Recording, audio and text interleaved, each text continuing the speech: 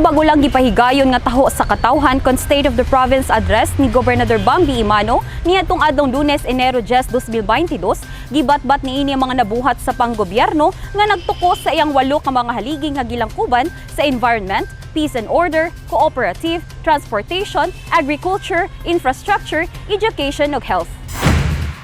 Usa sa naimong highlight niini ang paghisgot mahitungod sa usa sa haligi nga mao ang natad sa transportasyon. Gani gisaysay ni Gobernador Bambi ang kasaysayan sa sinugdanan sa pagkamugna sa programang Bambi Cab nga kasamtangan napahimuslan sa katawhan sa lalawigan. Matod niini, tuig 2007 gisaysay kaniya ni Barangay Kapitan Idetha Umpok ang kaagi niini sa iyang ginsakupan human duha ka kinabuhi ang nakalas tungod sa kawadon sa salakyan alang sa ilang dapit sa Barangay Nangkaon, lungsod sa Opol, Misamis Oriental. Tungod sa maong sugilanon sa kapitan nakaamgo si Gobernador Bambi nga magbuhat og paagi aron dili na mausab ang maong panghitabo ug wala nay mga anak nga mabiyaan.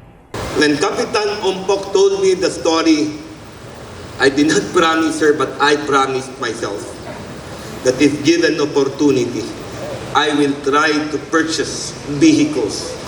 for all the barangays in my province para wala na ilain nga pariyang Idita Umpok nga gisulti o iyang inahan nga namatyan tungod kay walay masakyan panahon sa emerhensiya. Matod niini, alang sa multi-purpose vehicle, ang panggamahan ng probinsya nakahatag na og 285 ka mga unit sa Bambi Cab sa tibuok lalawigan. Dugang gibatbat sa niini ang daghang mga salakyan nga na-purchase sa panggamahan ng probinsya sa Misamis Oriental nga gilangkuban sa 25 ka mga motorcycles alang sa PNP NIS or personnel, 2 ka tourism bus nga nahimo na sab nga salakyan alang sa mga frontliners,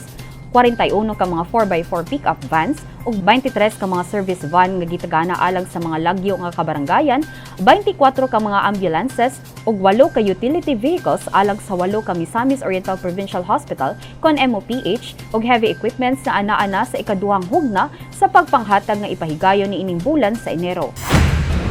Sulod sa siyam ka tuig nga pamunuan na himong legasiya sa administrasyon ni Gobernador Bambi ang pagpangtunol niini og pag-alokar og mga emergency ug utility vehicles nga dako kaayo ang nahimong benepisyo sa katilingban ilabi na sa panahon sa mga emerhensiya ug katalagman nga miresulta sa luwas ug hamugaway nga pagkinabuhi sa tanang Misamisnon. Kauban si Andy Pacamalan sa kamera, ako si Lambo Jane Salimbaw alang sa limpyo ug matarong nga panggobyerno padayon Pilipino.